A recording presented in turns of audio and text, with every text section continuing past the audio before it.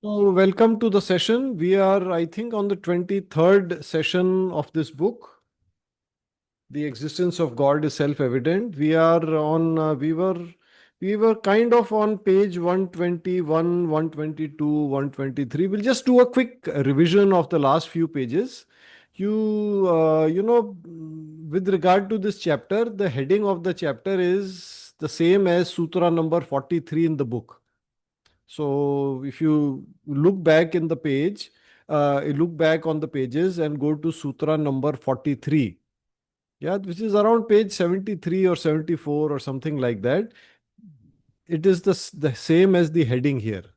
That's, spiritual progress is cyclical in progress. Spiritual evolution is cyclical but on an upward trend. And this chapter actually provides the details. It is where Master brings in scientific knowledge to explain how it is a cycle and so on. Yeah. So let's read from page 124.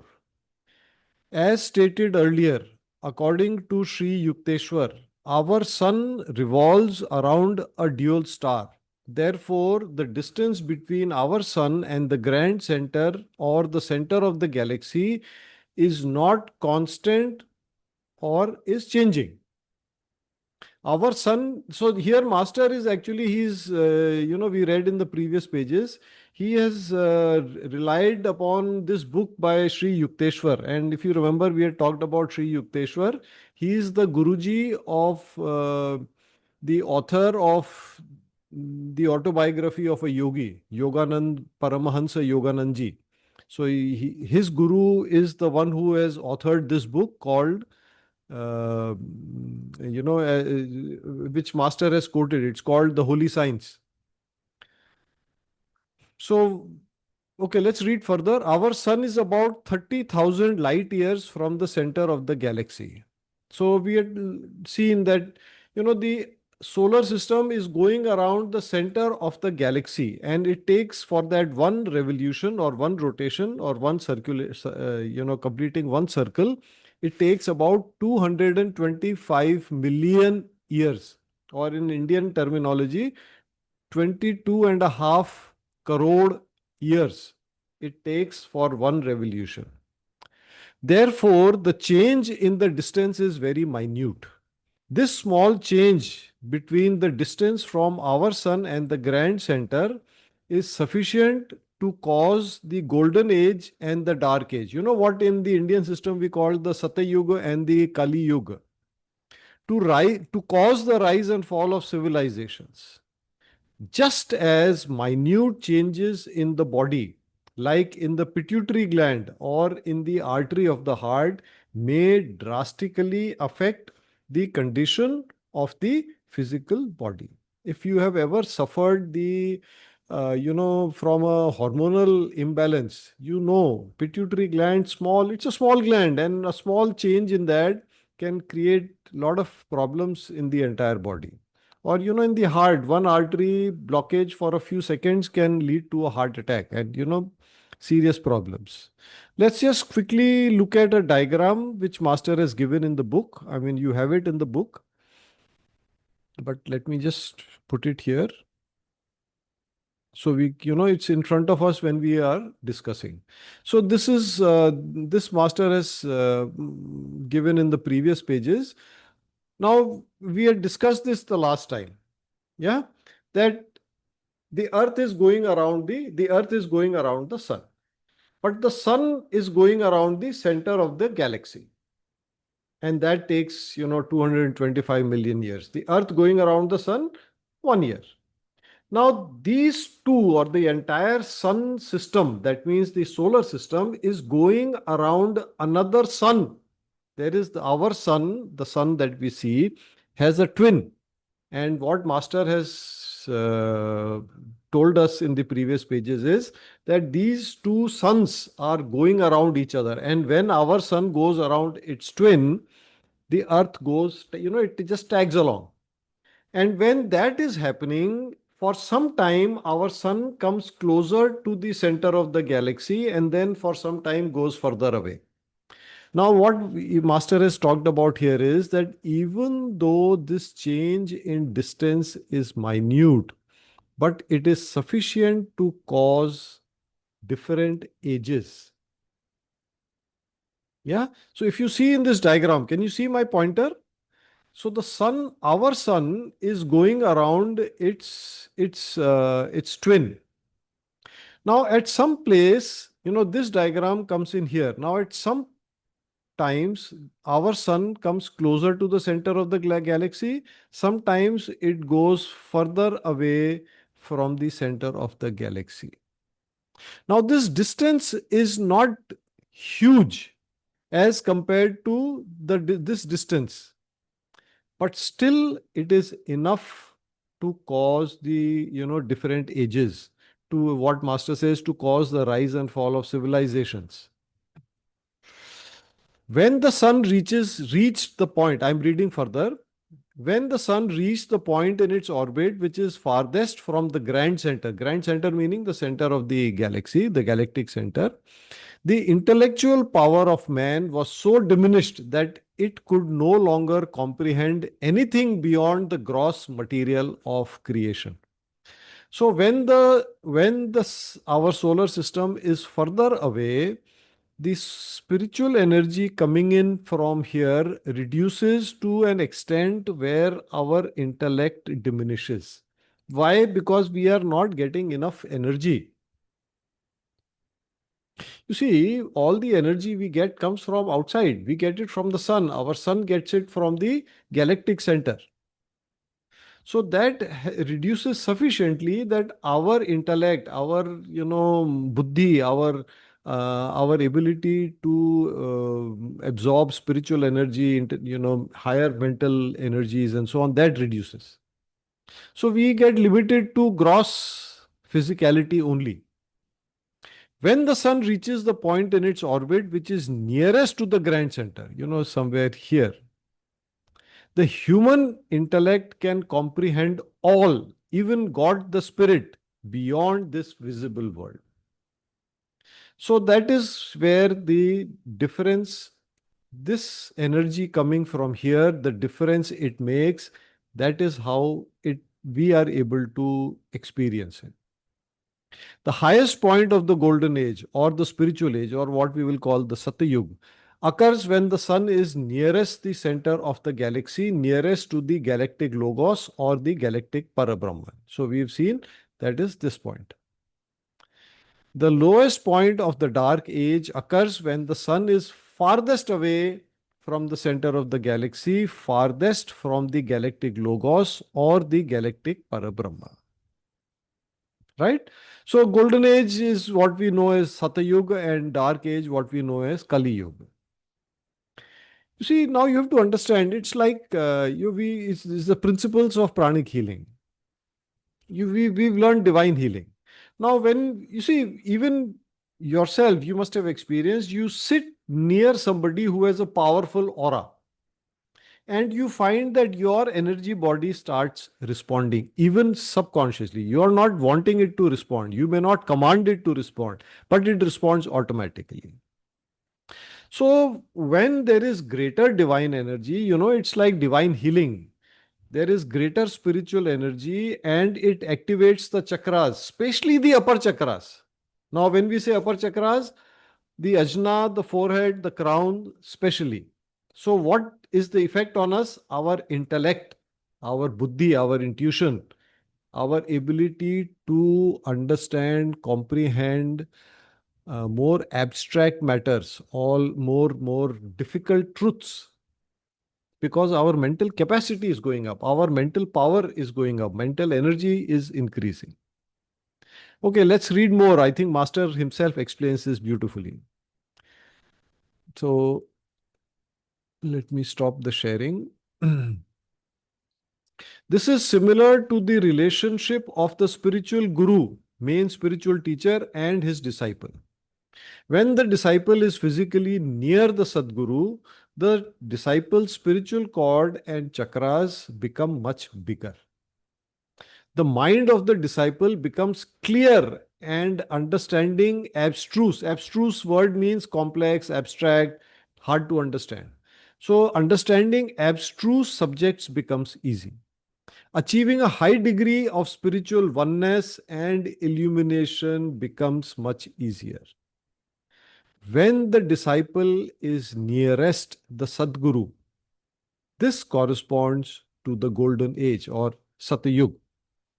When the disciple is physically far from the Sadguru, the disciple's spiritual cord and chakras become much smaller and return to their usual sizes. The mind becomes less clear. Understanding of abstruse subject matters become difficult because the chakras and the mental body and so on, they are not being fed enough. They are not vivified, they are not energized sufficiently, there's not enough energy. Practicing meditation requires much more effort. When the disciple is farthest from the Sadguru, this corresponds to the dark age. So the same thing, it's the effect on the chakras. That is what is happening. Like we were talking about the galactic center, as we go more distant, where you come closer, what happens? Same thing. Now you can understand. So you might have experienced this. If you go into a workshop where there is a person with a powerful aura who's teaching, you will find that your chakras, your energy body is responding. Your chakras are becoming clearer. They are getting bigger. I can tell you my personal experience when I used to attend Master Choa's workshops. I used to come back, and for a few days I used to think that I was wearing a hat. Hat, you understand? A hat. Why? Because all my upper chakras were huge, and it was just out of sitting in his aura and listening to him. And of course he used to bless and all that, but that was the effect. So I have experienced this. Even now, you listen, you connect to a powerful guru, and you will like, be able to experience the same thing. Yeah. From the lowest point of the dark age to the highest, I'm reading further, to the highest point of the golden age takes 12,000 years. This is called the ascending arc. From the peak of the golden age to the lowest point of the dark age takes also 12,000 years. So now we are talking about, the when we are closest, when the sun is closest to the center of the galaxy, and when it goes further away. So this whole cycle takes 24,000 years, 12,000 to go from farthest to the nearest, and 12,000 from nearest to farthest. So when it goes from farthest point to nearest point, it is called the ascending arc. And when it goes from the nearest point and it starts moving further away and until it reaches the farthest point, that is called the descending arc. Again, take a look at the diagram on with Sutra 43. There, Master has shown a spiral. Again, up and down, up and down, up and down. The complete cycle takes 24,000 years. The golden age is called Satyug. The dark age is called Kali Yuga. All right. Human evolution is not linear. Linear meaning it is not in a straight line, but cyclical on an upward trend. The diagram on Sutra 43. Evolution of civilization is not linear but cyclical, also on an upward trend. So even if you look at an individual civilization, it has ups and then it has downs and then it has ups again and then it goes down and then it rises up and so on. Civilizations have risen and fallen many times. So you've heard of ancient civilizations. For example, the Egyptian civilization. It was very, very great. Tibet was a great civilization. Greek civilization, etc., etc. They were all very great civilizations, but they, when the descending arc came, they didn't that greatness reduced. So they what we can say is they fell. This is why in ancient civilizations there are mentions of flying vehicles or airplanes and objects that reflect the existence of highly advanced civilizations. So you can recall stories from Ramayana and Mahabharata and the Puranas. There is mention of flight, like the Pushpak Viman. If you have not heard of it, just make a note, and you can Google it later. There are stories of pe- people flying in ancient times through something called the Pushpak Viman. There are stories of very advanced weapons, Brahmastra and, things like that. Very advanced medicines. For example, in Ramayana, Lakshmana is injured, and then Lord Hanuman goes and fetches this one particular plant, and then the medicine is made and given to him, and he is revived.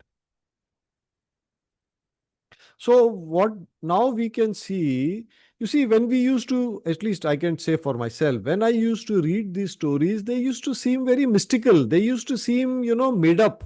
Imagination, like, oh, well, somebody with great imagination has written this story. It can't be true. But now, with Master's explanation and the way he has explained it using science background, the astronomy and so on, now it makes sense.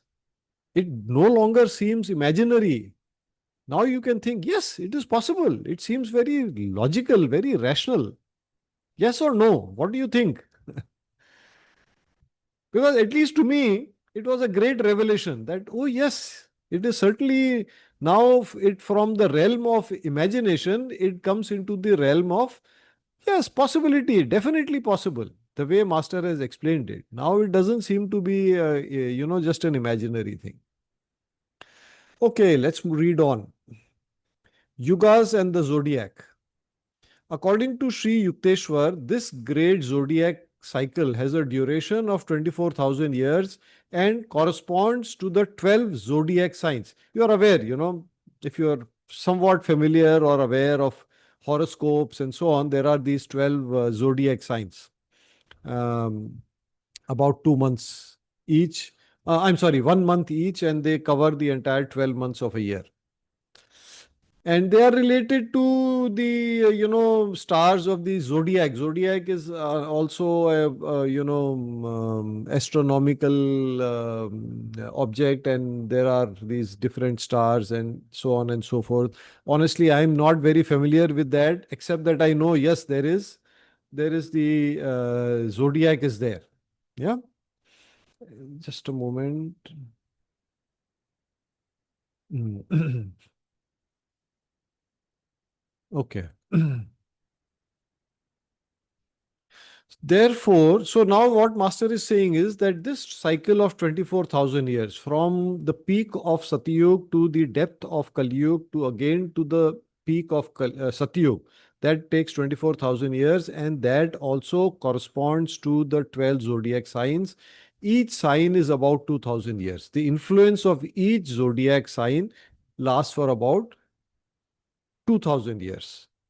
Modern astrologers and astronomers believe that this great cycle has a duration of about 25,000 or more years.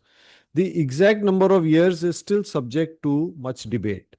MCKS would take the opinion of Sri Yukteswar more seriously than that of the modern astrologers or astronomers, since he meaning Sri Yukteswar, is a great yogi, a great sage, and a great seer. You see, now Master Choa gives more importance to the intuitive knowledge of a great yogi over the analytical knowledge of a great scientist. You can see the evidence of that. The following materials, computations, and numbers are based on information provided by Sri Yukteswar in his book, The Holy Science, from page 3 to page 20. I would suggest, if you are really interested, get a hold of this book. It's available on bookstores and on Amazon, and read it. Yeah, let's look at a slide. Let's keep that in the background so that it will be a little easier for us to talk about it. Actually, my intention is not to read. Okay, let's read a little bit, and then I'll ask you to read on your own. If you remember now, this section I've said you must read on your own, and I hope you have read in advance, preferably up to the end of the book. It's not a lot. As stated earlier, from the lowest point of the dark age to the highest point of the golden age takes 12,000 years. This is called the ascending arc. So, from the lowest point of the Kali Yuga to the highest point of the Satyug, this arrow here, this is the ascending arc. And from the highest point here to the lowest point here, descending arc. Now, the ascending arc is divided into four periods. You can see 1, 2, 3, 4. The dark age is called the Kali Yuga. Since it is on the ascending phase, it is called ascending Kali Yuga, which has a duration of 1200 years. This one.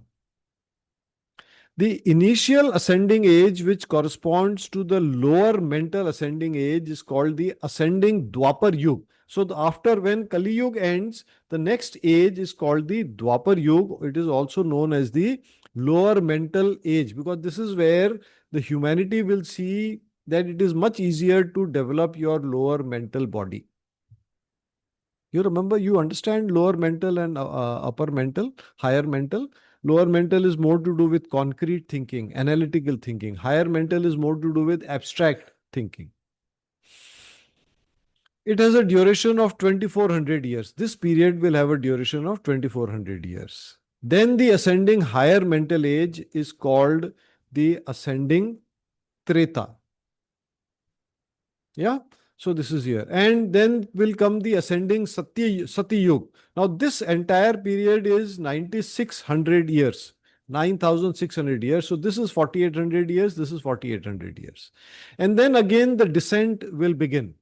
Remember, it's a cycle. So it has to, from the highest point, it has to come down and then start up again. So as it comes down, again it goes into Treta, higher mental. This is again the same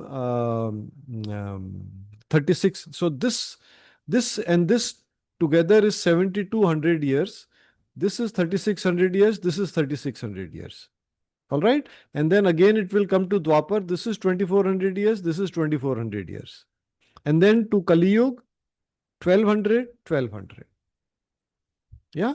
So Kali Yuga now, where are we right now? Kali Yuga started, this was around 700 BC, before Christ, 100 years before the birth of Christ, which is the modern calendar that is kind of universal. The lowest point was achieved here. So count 1200 years. So around 500 AD is where the lowest point was achieved, the darkest part of our civilization.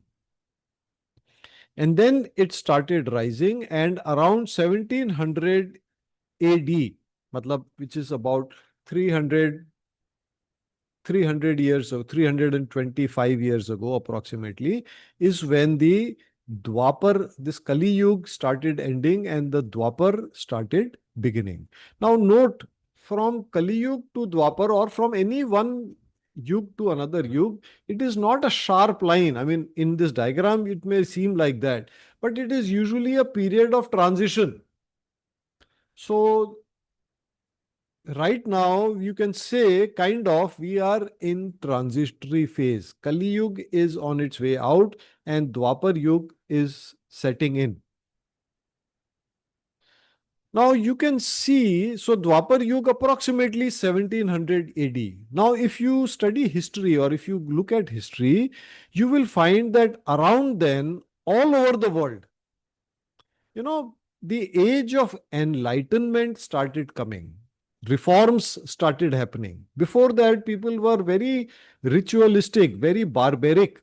And then sort of more civilized, more humanitarian, more rational thinking started taking shape. More science started to come up, develop. People started questioning, what was earlier just believed and, you cannot challenge it. That started being challenged. People started questioning. Yeah. So may I request, just please read the next few pages by yourself. We won't discuss it here. In any case, our time is up. So we'll end the session here.